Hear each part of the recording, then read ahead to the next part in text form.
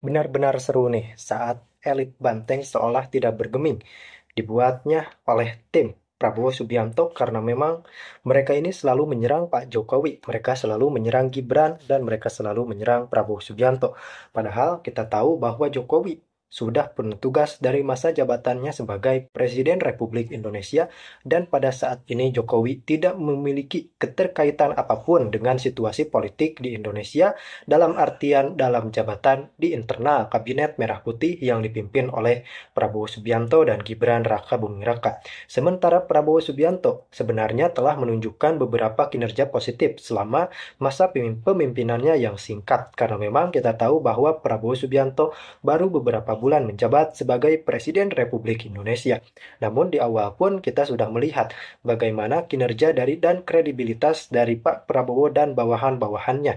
Terhitung sudah banyak nampaknya koruptor yang ditangkap oleh Prabowo Subianto di era kepemimpinannya. Kemudian kasus-kasus suap yang sangat rumit mulai terpecahkan di era kepemimpinan Prabowo Subianto. Namun sangat disayangkan di tengah gemilangnya kinerja Prabowo Subianto justru diserang oleh oknum-oknum yang hasrat politiknya tidak terpenuhi. Mereka seolah tidak suka dengan situasi yang ada di Indonesia pada saat ini.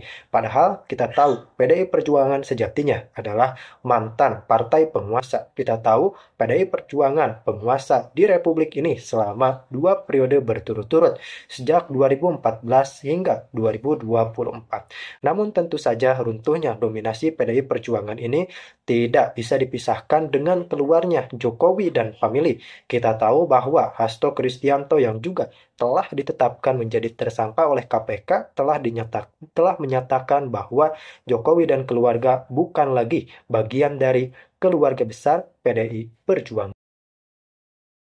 Kemudian disebut sebagai Bapak Pembangunan Nasional dalam tanda kutip ya, karena begitu aktif dan rajin membangun infrastruktur sepanjang Jokowi jadi presiden. Begitupun misalnya terkait dengan bansos, suka tidak suka, bansos yang diberikan oleh Jokowi itu kan cukup masif ya. Misalnya bantuan-bantuan sosial itu ya bukan hanya untuk kalangan tertentu, tapi untuk UMKM, untuk ekonomi kreatif, untuk lansia, kemudian untuk ibu-ibu yang sedang hamil dan seterusnya sebagai stimulus supaya daya beli dan akses terhadap kehidupan yang layak itu terus bisa dirawat. Jadi bansos juga menjadi bagian lain yang dinilai bagian dari success story yang dimiliki oleh Jokowi sepanjang jadi presiden. Dan bahkan kalau mau jujur, pindahnya IKN ya, tidak lagi di Jakarta, itu kan diniatkan. Itu juga diikhtiarkan supaya Indonesia itu pembangunan ekonomi politiknya tidak Jakarta sentris, tidak Jawa sentris, dan tidak Banten sentris. Karena memang harus diakui, selama ini sejak Indonesia merdeka sampai hari ini, yang diperhatikan secara serius pembangunannya hanya Jakarta, Jawa, dan Banten. Seakan-akan di tempat lain itu tidak pernah dibangun. Jadi keberanian memindahkan ibu kota negara tidak lagi di Jakarta dalam banyak hal itu juga diapresiasi. Meski pada saat yang bersamaan ada catatan-catatan kritis yang memang tidak bisa kita nafikan. Misalnya ini terlampau memaksakan karena keuangan negara kita belum sanggup. Bahkan pindahnya ibu kota negara kita ini kan sangat membebani APBN. Apalagi tahun-tahun sebelum pindah IKN, Indonesia itu kan anggarannya habis untuk menyelesaikan dan menanggulangi persoalan-persoalan COVID. Tapi nasi sudah jadi bubur, IKN sudah pindah. Ini tinggal bagaimana kita lihat apakah pindahnya ibu kota negara kita ini tentu sesuai dengan harapan atau tidak. Karena ada keinginan dan tentu saja ada prediksi IKN yang baru ini akan menjadi epicentrum. Bagaimana peradaban-peradaban baru akan muncul, peradaban ekonomi, peradaban kebudayaan, peradaban politik, sosial, dan seterusnya, dan seterusnya. Itu yang kemudian dinilai bahwa Jokowi ini sudah meletakkan batu bata pertama. Bagaimana Indonesia itu bukan lagi hanya sebatas Jawa, Jakarta, dan Banten sentris ya. Termasuk misalnya kalau kita mau jujur, kita membaca hasil-hasil survei sebelum Jokowi lengser jadi presiden, approval rating atau tingkat kepuasan publik Jokowi yang kemudian surveinya itu dirilis hampir tiap saat itu kan sampai langit ke-7, hampir menyentuh 90% masyarakat kita katanya menurut survei-survei itu. Kita semua bisa cek siapa yang melaunching survei itu, mengatakan tingkat kepuasan publik terhadap Jokowi itu tidak dimiliki oleh mantan-mantan presiden yang lain di Republik ini. Hebat kan? Itulah yang kemudian orang kemudian bertanya-tanya, kenapa ya di tengah begitu banyak kesuksesan Jokowi, tentu banyak lain ya, dan tidak mungkin saya sebutkan satu persatu, tapi masih saja Jokowi setelah tak lagi jadi presiden terus dikritik, terus dibully, terus diserang tanpa henti. Tapi kalau kita mau rajin ya, kita lihat satu persatu, kira-kira apa yang kemudian membuat Jokowi itu terus dibully dan dikritik sampai hari ini. Pertama, ini tentu tidak terlepas konflik politik antara Jokowi dengan PDIP. Jadi setelah Jokowi pecah kongsi dengan PDIP, praktis setelah itu, apa yang dilakukan oleh Jokowi salah di mata PDIP. Soal masa jabatan presiden 3 periode, kemudian isu perpanjangan jabatan presiden atau memperpanjang masa jabatan presiden 2 tahun dan seterusnya, itu kan menjadi amunisi bagaimana kemudian Jokowi dinilai juga ambisius untuk melanggengkan kekuasaan kekeluargaan politiknya. Dulu mungkin masih banyak kalangan aktivis, kelompok-kelompok kritis dan civil society yang masih berada di belakang Jokowi ketika Jokowi secara perlahan menunjukkan gestur perlawanan politik kepada PDIP dan Megawati. Kenapa banyak yang support?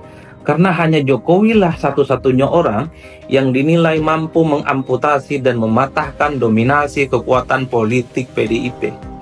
Dulu orang masih berada di belakang Jokowi ketika Jokowi terus-menerus disebut sebagai petugas partai. Secara perlahan orang berharap, publik berharap Jokowi melawan PDIP dan melawan Megawati. Saat itu, tapi ketika Jokowi dinilai merestui Gibran maju sebagai calon presiden Republik Indonesia 2024 berpasangan dengan Prabowo Subianto, disitulah kemudian kelompok-kelompok aktivis, civil society, pro-demokrasi, dan bahkan kalangan media yang sejak awal bersama dengan Jokowi sejak 2014 itu secara perlahan pindah haluan dan mereka menjadi orang yang paling terdepan memberikan kritik dan juga serangan-serangan tajam kepada Jokowi. Nah, yang kedua, siapa yang terus membuli dan mengkritik Jokowi adalah kelompok-kelompok kritis, aktivis, dan gerakan civil society yang tadi saya sebutkan. Dulu berada di barisan Jokowi, dan bahkan kelompok-kelompok kritis dan aktivis civil society ini sering jadi benteng Jokowi, sering jadi bempernya Jokowi ketika Jokowi itu diperlakukan sebagai petugas partai oleh PDIP. Tapi ketika Jokowi sekali lagi merestui Gibran sebagai wakil presiden, maju pilpres bersama dengan Prabowo Subianto, kelompok-kelompok kritis pro-demokrasi ini secara perlahan menganggap Jokowi itu tidak lagi berpihak kepada demokrasi, tidak lagi senapas dengan kepentingan kelompok kritis dan kelompok pro-demokrasi yang lain. Jadi wajar kalau kemudian per hari ini apa yang dilakukan oleh Jokowi itu salah, bukan hanya di mata PDIP, tapi juga salah di kalangan kelompok-kelompok kritis dan gerakan-gerakan civil society yang lain. Jokowi akan selalu diingat sebagai orang yang dinilai berkontribusi terkait dengan bagaimana carut-marutnya demokrasi di Indonesia. Bagaimana misalnya putusan Mahkamah Konstitusi nomor 90 terkait dengan misalnya soal politik kekeluargaan. Bagaimana misalnya Jokowi juga secara perlahan meninggalkan para kalangan kelompok aktivis dan pro-demokrasi.